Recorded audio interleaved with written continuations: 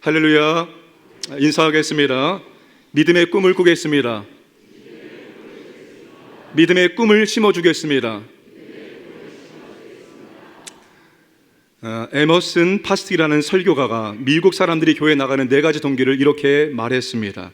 첫 번째, 습관에 의해서 교회를 나간다는 것입니다. 두 번째는 어떤 목사님의 설교 때문에 그 설교를 듣기 위해서 교회에 나간다는 것입니다. 세 번째는 교회란 좋은 곳이라 교회에 나가서 활동하면 사회에서 인정받기 때문에 교회에 나간다는 것입니다. 네 번째는 마음의 평안과 유안을 얻고자 그렇게 교회에 나간다고 합니다. 오늘 여러분들은 어떤 마음의 동기를 가지고 교회에 나오셨습니까? 이곳에 나오셨습니까? 우리가 교회 나올 때마다 2가지 동기를 항상 가지고 하나님 앞에 나오기를 원합니다.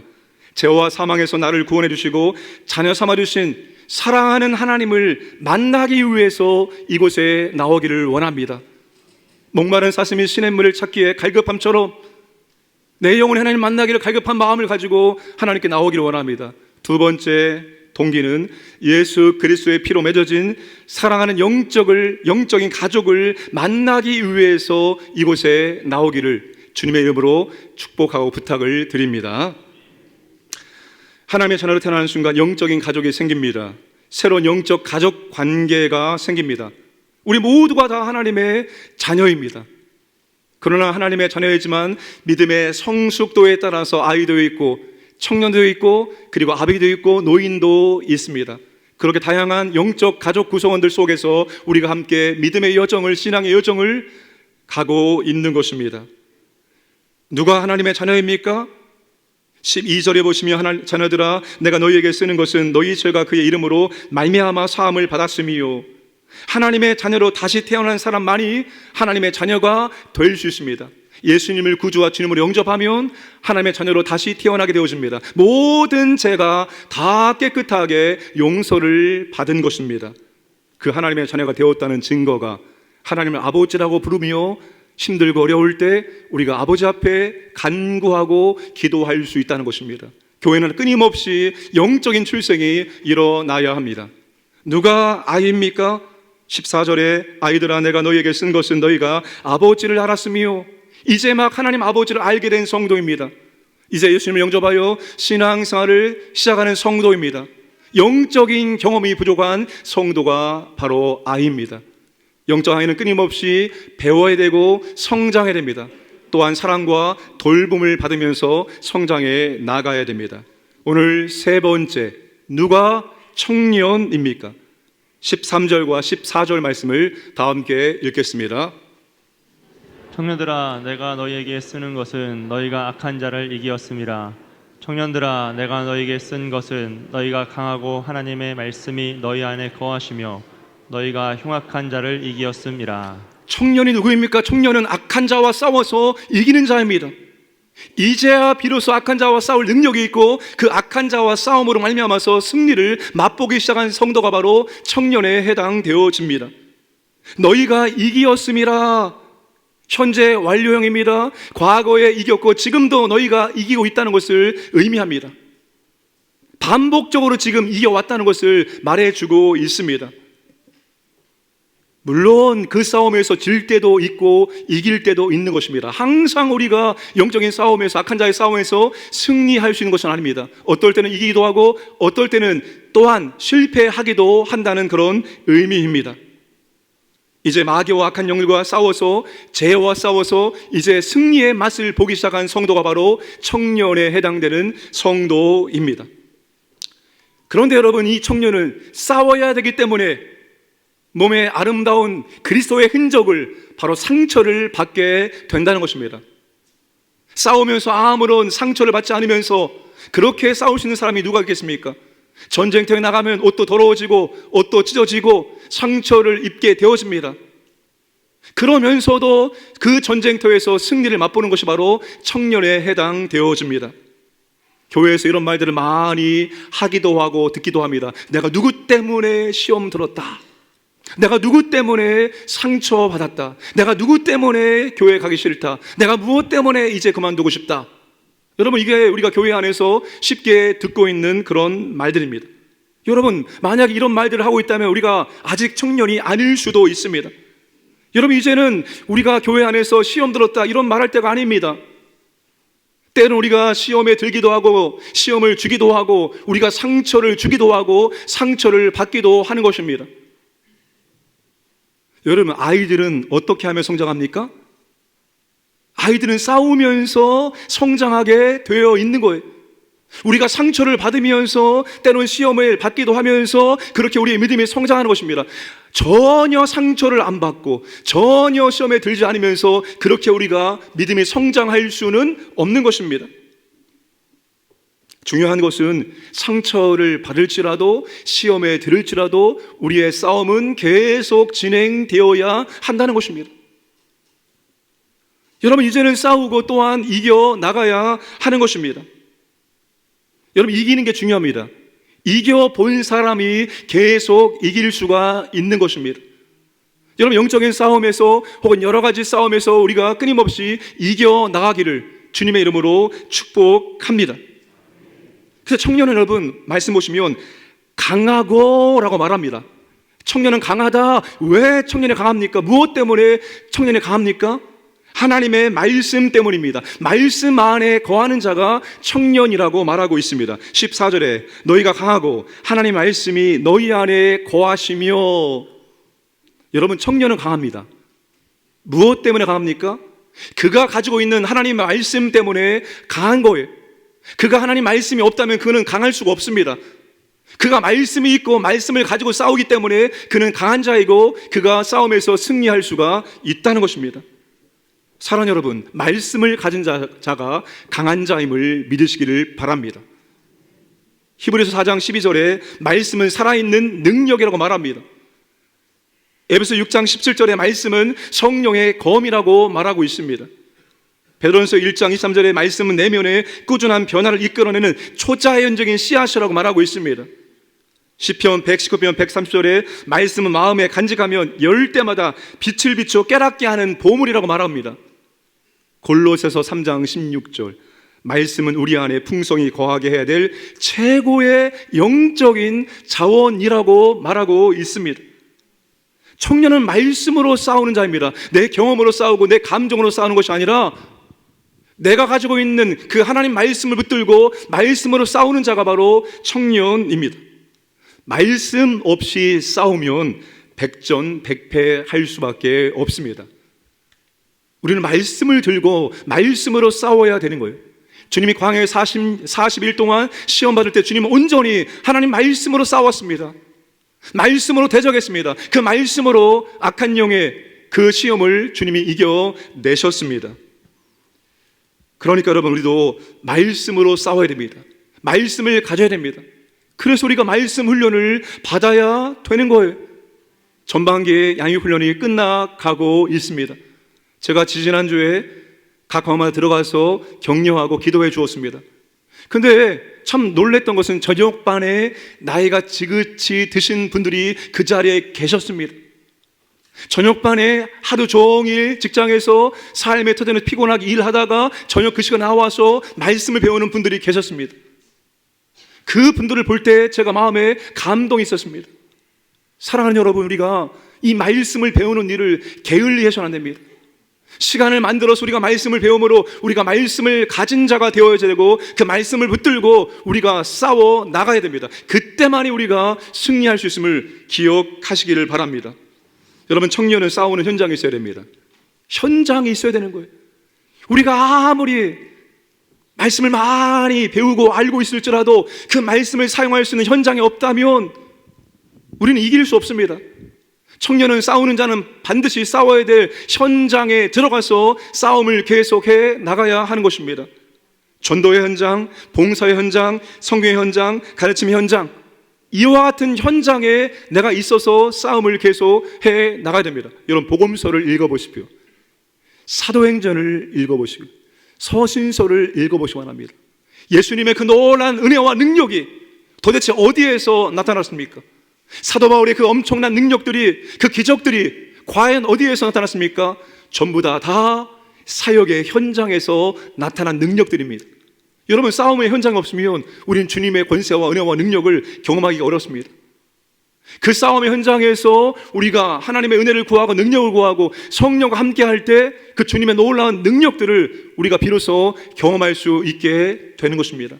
사랑하는 여러분, 현장에서 싸움을 싸우시기를 바랍니다. 현장이 없다면 우리는 승리의 맛을 맛볼 수가 없습니다. 그러니 이제 한 해가 마무리되어지고 또 2023년이 다가오고 있습니다. 현장이 없는 분들은 꼭 현장을 만드시기 바랍니다. 섬김의 현장, 전도의 현장, 여러 가지 현장을 만드시고 그 현장 속에서 말씀을 통해서 주님의 은혜와 능력을 더 풍성히 체험하기를 주님의 이름으로 축복합니다. 네 번째, 누가 아비입니까? 13절과 14절. 아비들아, 내가 너희에게 쓰는 것은 너희가 태초부터 계신 일을 알았음이요. 아비들아, 내가 너희에게 쓴 것은 너희가 태초부터 계신 일을 알았음이요. 근데 4절에 아이들아, 내가 너희에게 쓴 것은 너희가 아버지를 알았음이요 라는 말씀이 나옵니다. 둘 다 똑같이 하나님을 알고 있는데 무슨 차이가 있습니까? 아이도 하나님을 알고 있고 아비도 하나님을 알고 있습니다. 어떤 차이가 있습니까? 우리가 누군가를 아는 데는 차이가 있습니다. 광현교회 한상홍 목사님 아세요? 라고 물어보면 우리 교회 성도님들은 예라고 대답을 하실 것입니다. 그렇죠? 몰라요. 그러면 안 됩니다. 지나가다 목사님 온다, 피하자, 숨자, 이러면 안 됩니다. 주일 예배 때마다 보고 있기 때문입니다. 그러나 저랑 가장 가까이에서 한 집에 살고 있는 아내가 알고 있는 것과는 차이가 있겠죠. 우리가 어떤 사람과 더 오래 함께 할수록 그 사람을 더 알게 되어 있습니다. 우리가 하나님을 그렇게 알아가야 된다는 것입니다. 내가 하나님을 처음 알았을 때가 언제입니까? 10년 전, 20년 전, 30년 전?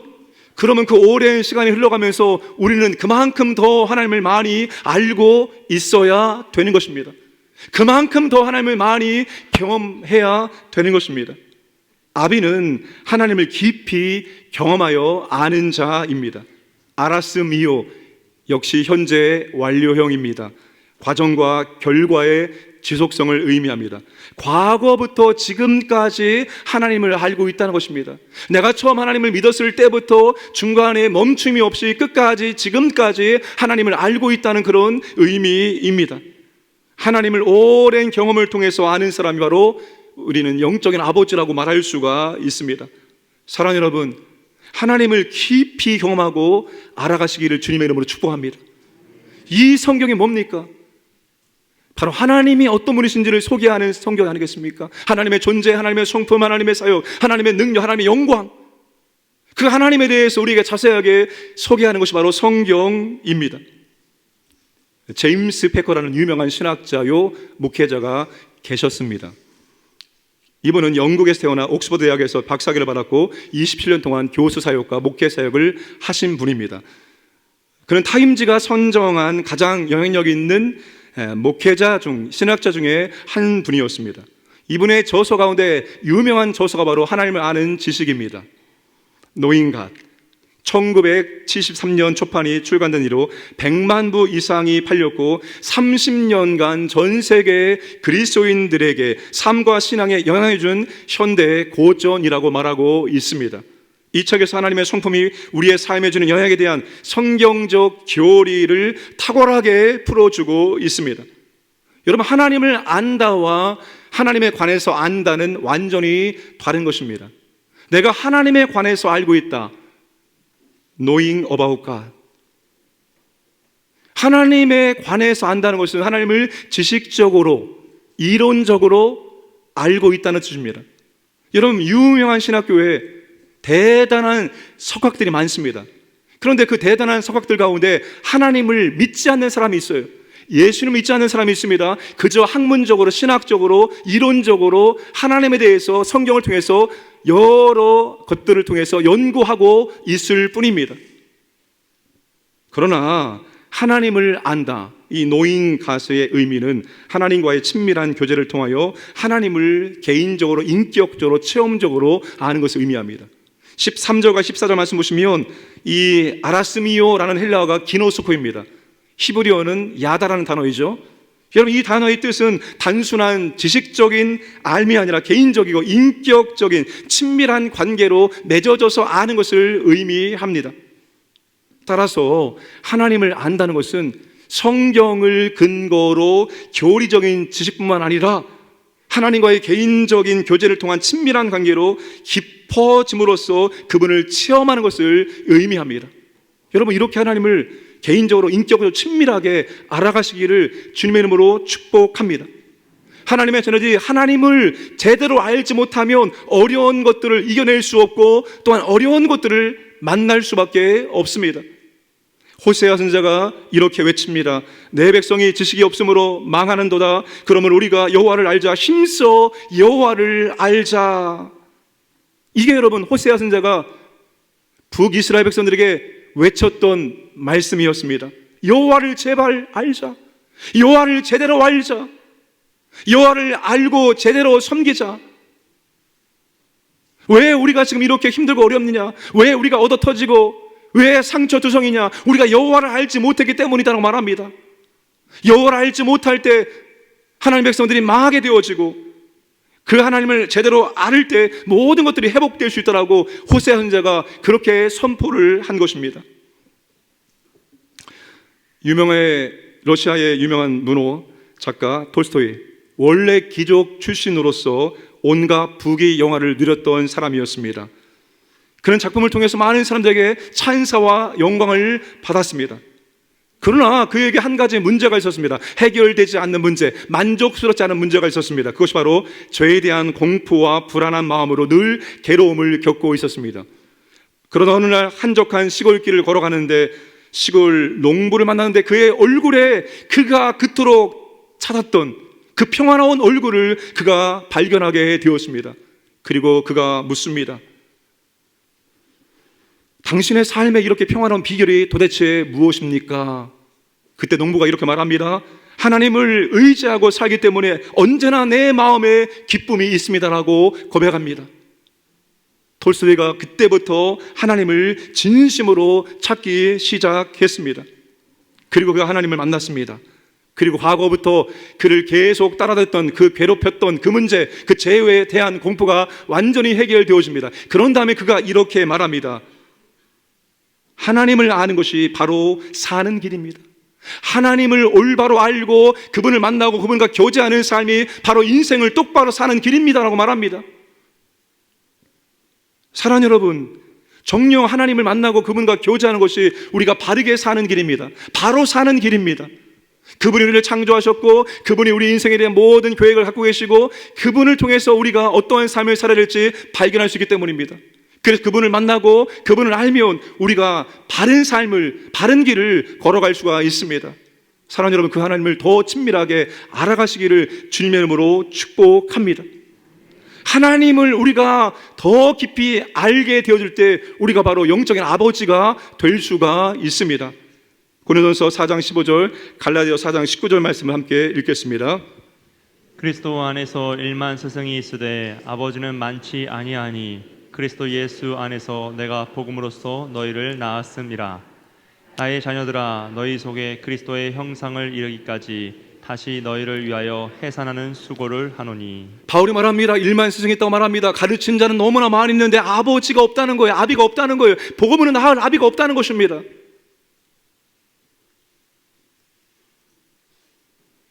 너희 속에 그리스도의 형상 이루기까지 너희를 위하여서 해산의 수고를 하였노라. 한 영혼이 믿음이 바르게 성장할 수 있도록 그를 위해서 수고하는 아비가 없다는 거예요. 여러분, 아비는 복음으로 낳고 양육하고 그 사람을 믿음의 일꾼으로 세울 수 있는 사람입니다. 다시 말하면 아비는 재생산할 수 있는 그런 믿음 있는 사람이 아비라고 말할 수가 있습니다. 단순히 성경을 많이 알고 있다고 해서 기도를 많이 한다고 해서 아비가 되는 것이 아니라 한 영혼을 품어낼 수 있는, 그 한 영혼을 위해서 자신의 삶을 드릴 수 있고 섬김을 통해서 그가 믿음에 성장할 수 있도록 이끌어 줄 수 있는 사람이 바로 영적인 아버지가 될 수가 있습니다. 영적 아버지는 어린 성도를 고아처럼 내버려 두지 않습니다. 대신 그들을 자녀들의 필요를 자신보다 우선하여 자신의 삶을 자녀에게 줄 수 있는 사람입니다. 여러분, 누가 시간을 줄 수 있고 누가 물질을 줄 수 있고 누가 나를 줄 수 있습니까? 부모만이, 아비만이, 어미만이 나의 시간도 나의 물질도 내가 좋아하는 것들도 자녀에게 온전히 줄 수 있는 것처럼 교회 안에서도 나의 삶과 나의 섬김을 온전히 줄 수 있는 것은 영적인 아버지만이 할 수가 있는 것입니다. 여러분, 그런 영적인 아버지가 많이 있을 때 영적인 어린아이들이 믿음이 잘 성장할 수가 있습니다. 관계 속에서 마음 아프고 힘들 때가 있습니다. 우리 구역장으로 섬기시는 분들, 교사로 섬기시는 분들, 내가 잘해도 때론 상처를 경험하기도 합니다. 그런데 그것이 아버지가 되어가는 과정입니다. 아프지 않고 울지 않고 상처받지 않고 아버지가 어머니가 될 수 있는 사람은 아무도 없습니다. 그 한 영혼 때문에 울어봐야 되고, 그 한 영혼 때문에 마음의 아픔도 있어봐야 되고, 그 한 영혼 때문에 매달려 기도해 보기도 하고, 그러면서 영적인 아버지와 어머니로 성장할 수 있는 거예요. 여러분의 자녀들을 그렇게 양육하지 않았습니까? 아이를 안고 응급실에 몇 번을 뛰어갔습니까? 밤에 잠을 자지 못하고 그 아이를 위해서 얼마나 많이 우리가 애쓰고 수고했습니까? 그렇게 사랑을 주므로 그 아이들이 이렇게 성장하게 된 것처럼 믿음의 공동체 안에 어린 영혼들도 우리의 그런 사랑과 돌봄을 통해서 믿음이 성장할 수 있는 것이지 저절로 알아서 성장할 수가 없습니다. 아버지는 자신의 일로 고민하지 않습니다. 다른 사람에 대한 고민을 더 많이 합니다. 내 고민, 내 문제 갖고 씨름하지 않고 연약한 믿음의 성도들을 위해서 울고 고민하고 매달려 하나님께 기도하게 됩니다. 오늘 칼럼에 푸른교구 5개 구역을 편성했다는 그런 이야기를 실었습니다. 제가 푸른교구 구역장 부부, 푸른교구는 모든 게 다 부부 중심으로 돌아갑니다. 그 푸른교구 구역장 부부와 한 8주, 9주를 함께 주일 오후에 그렇게 구역장 모임을 했습니다. 예비 모임을. 근데 제가 그 푸른 구역장들을 볼 때마다 마음이 짠합니다. 그들이 이제 처음 구역장으로 출발하는데 겪게 될 아픔과 상처와 고통과 어려움을 알기 때문입니다. 그 과정을 경험하지 않고 어느 날 갑자기 어른이 될 수 없기 때문입니다. 그 과정을 다 감당해야 되는데 혹시라도 그 과정 가운데 중간에 포기하면 어떻게 할까? 힘들어서 그만하고 싶어요. 이런 말하면 어떻게 할까? 이런 안쓰러움이 있습니다. 여러분들 정말 그분들을 위해서 더 기도를 많이 해 주시길 바랍니다. 우리 구역원들은 구역장님들 속을 새기지 마시길 바랍니다.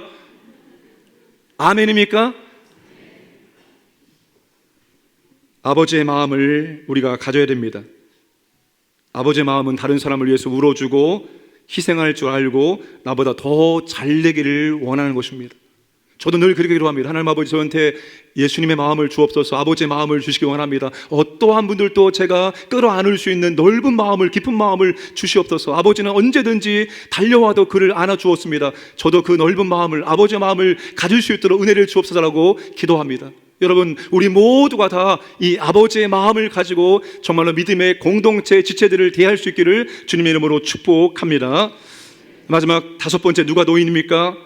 오늘 본문에는 나오지 않지만 마지막 가족 구성원이 바로 노인입니다. 우리 어르신들 절대로 기분 나빠하지 마시기 바랍니다. 여기 말하는 노인은 너무나 아름다운, 정말 우리 공동체 가운데 꼭 있어야 될 그런 믿음에 너무나 필요한 그런 노인을 의미합니다. 사도행전 2장 16절과 17절 말씀을 함께 읽겠습니다. 이는 곧 선지자 요엘을 통하여 말씀하신 것이니 일러스되 하나님이 말씀하시기를 말세에 내가 내 영을 모든 육체에 부어주리니 너희의 자녀들은 예언할 것이요 너희의 젊은이들은 환상을 보고 너희의 늙은이들은 꿈을 꾸리라. 요엘 선지자가 예수님께 이 땅에 오셔서 십자가에 죽으시고 3일 부활하시고 하늘을 승천하시면 그 그리스도께서 성령을 이 땅 가운데 내려주겠다고 예언했고, 그리고 오순절이 되어서 성령께서 강림하심을 통해서 그 약속이 이루어졌습니다. 이 베드로가 그 오순절 성령 강림의 사건을 통해서 이 요엘의 말씀이 이루어졌던 것을 지금 설교를 하고 있는 것입니다. 여러분, 오순절날에 임하신 그 성령님의 역사가 오늘도 있고 계속 주님의 재림 때까지 계속 될 줄로 믿으시길 바랍니다. 그 성령께서 자녀들을 예언하게 할 것이고 젊은이들은 환상을 보게 할 것이고 늙은이들은 꿈을 꾸게 한다고 말씀하고 있습니다. 여러분, 노인이 누구입니까? 믿음의 꿈을 심어주는 성도가 바로 노인에 해당되어집니다. 우리에게 믿음의 꿈을 심어주는 그런 노인들이 믿음의 공동체 가운데 많이 계셔야 되는 것입니다. 꿈이 회복되면 삶은 행복해지기 때문입니다. 여러분, 우리 어린 시절에 가장 중요한 것이 뭐였습니까? 인격, 환경, 삶의 조건들, 물론 중요하지만 더 중요한 것은 바로 꿈이었습니다. 꿈. 너의 꿈이 무엇이냐고 물어봤을 때 우리는 다 저마다 대통령이요, 뭐요 위대한 꿈을 다 말했습니다. 그러나 인생이 이렇게 진행되면서 우리는 세상적인 꿈은 사라졌습니다. 그러나 우리에게 있어야 될 꿈은 바로 믿음의 꿈입니다. 그 믿음의 꿈이 오늘 우리에게 있기를 주님의 이름으로 축복합니다. 여러분, 세상은 희망이 없고 꿈이 없다 말할지라도 교회만큼은, 성도만큼은 꿈이 있다라고, 희망이 있다고 말해야 됩니다. 왜요? 우리 하나님께서 우리에게 재앙이 아니라 평안이요 미래와 희망을 주는 게 우리 하나님 아버지이기 때문입니다. 그래서 교회는 끊임없이 꿈을 심어주고 비전을 심어줄 수 있는 그런 믿음의 공동체가 되어야 합니다. 성도들 안에 잠자고 있는 꿈을 깨워주는 것이 교회입니다. 좌절된 꿈을 회복시켜주는 것이 바로 교회가 되어야 됩니다. 요셉이 17살에 꿈을 꾸었고 30에 총리가 되었습니다. 30에 총리가 되었다고 그의 꿈이 다 완성된 것이 아닙니다. 끝까지 그는 꿈을 붙들고 가나안 땅에 돌아갈 꿈을 붙들고 일평생을 살다가 죽었습니다.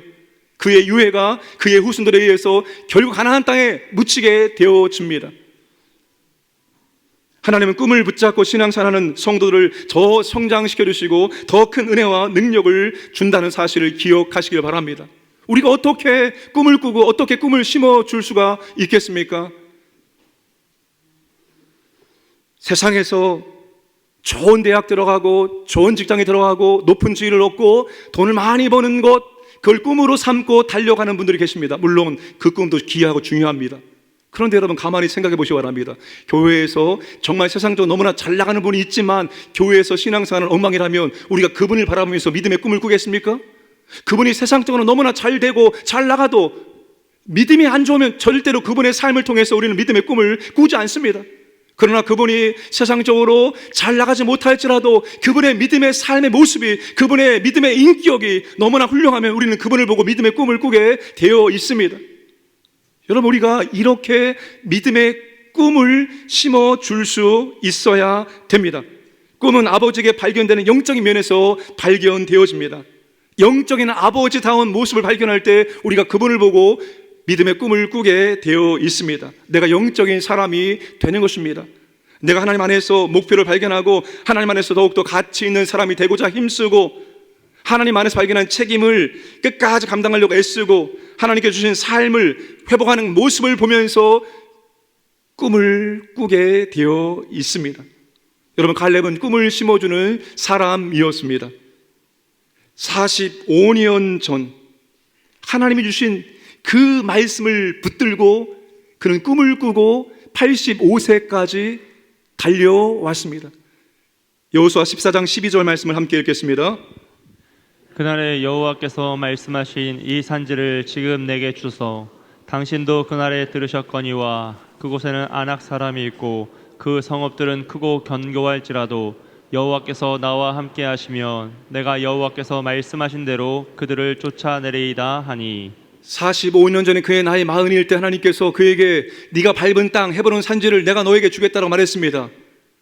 그리고 갈렙은 그 꿈을 붙잡았고 그 꿈을 품었습니다. 40년 광야를 통과했습니다. 그리고 이제 45년이 지나서 85세 노인이 되었습니다.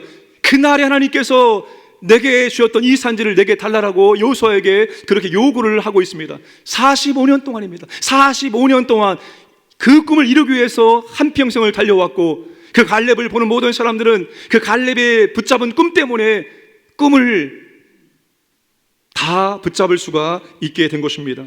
사랑하는 여러분, 불행한 공동체는 꿈꾸는 자도 없고 꿈을 보여주는 자도 없는 공동체입니다. 여러분, 바라기는 나도 저분처럼은 신앙생활 해야지, 나도 직분 받으면 저렇게 섬겨야지, 하나님이 내게 물질을 많이 주시면 나도 저렇게 사용해야지, 내가 때로는 내 인생이 고달프고 힘들고 어려울 때, 내가 질병 때문에 고통당할 때 나는 저분처럼 저렇게 신앙생활 해야지. 여러분, 꼭 잘 돼야지만 우리가 믿음의 꿈을 심어주는 것이 아닙니다. 각자의 삶의 형평한 처지에서 우리가 정말 믿음으로 살려고 하는 아름다운 모습을 보여줄 때 우리는 꿈꿀 수가 있는 것입니다. 사랑하는 여러분, 우리가 누군가에게 꿈을 꾸게 하는, 믿음의 꿈을 꾸게 하는 믿음의 사람 되길 원하고, 우리가 누군가의 아름다운 신앙의 모습 보고 우리도 저렇게 되고자 하는 믿음의 꿈을 꾸시기를 주님의 이름으로 축복합니다. 말씀을 정리하겠습니다. 사도 요한은 과거형으로 내가 너희에게 쓴 것은, 현재형으로 내가 너희에게 쓰는 것은 두 번 반복해서 아이들아, 청년들아, 아비들아 호칭을 사용해서 성도들을 지금 격려하고 있는 것입니다. 왜냐하면 성도들은 세상의 유혹과 이단의 미혹에 있는 세상에 살고 있기 때문입니다. 혼자서는 그 세상의 유혹을, 이단의 미혹을 이길 수가 없어요. 그러나 너희들이 하나님의 가족 공동체 안에 들어와서 있으면 그들과 함께함을 통해서 얼마든지 유혹과 미혹을 이겨낼 수 있다라고 격려를 하고 있는 것입니다. 하나님의 가족은 아비도 있고 어미도 있고 노인도 있고 청년도 있고 바로 그들을 통해서 우리가 함께 싸워 승리할 수 있기 때문에 사도 요한은 이렇게 말해주고 있습니다. 세계인들에게 사랑받고 있는 유명한 미국의 시인이 있죠. 롱펠로우. 그 세월이 흘러 롱펠로우의 머리카락이 하얗게 새었지만 그의 안색이나 그의 피부는 젊은이처럼 생기를 바라고 있었습니다. 하루는 친구가 나이보다 젊어 보이는 롱펠로우에게 이렇게 묻습니다. 이보게 친구, 오랜만이군. 그런데 자네는 여전히 젊군. 그래, 자네가 그렇게 젊게 사는 비결이 무엇인가? 라고 물어보았습니다. 그때 이렇게 대답합니다. 정원에 있는 커다란 나무를 바라보면서 그는 이렇게 말합니다. 저 나무를 보게나. 이제는 늙은 나무이지. 그러나 저렇게 꽃이 피고 열매도 맺는다네. 그것이 가능한 건 그래봬도 저 나무가 매일 조금이라도 계속 성장하고 있기 때문일세. 나도 그렇다네. 내가 나이 들어도 매일매일 성장한다는 마음가짐으로 살아가고 있다네 라고 대답했습니다. 사랑하는 여러분, 우리가 매일매일 성장해냅니다. 영적인 아이에서 청년으로, 그리고 아비로, 그리고 노인으로 끊임없이 성장하기 위해서 나아갈 때 우리가 육체, 이 겉사람은 후피하나 우리의 속사람은 날마다 새롭게 되는 은혜가 있을 줄로 믿으시길 바랍니다. 아이는 청년을 바라보시고, 청년은 아비를 바라보시고, 아비는 꿈을 심어주는 노인을 바라보시고 그렇게 하루하루 성장의 여정을 달려가시기를 주님의 이름으로 축복합니다.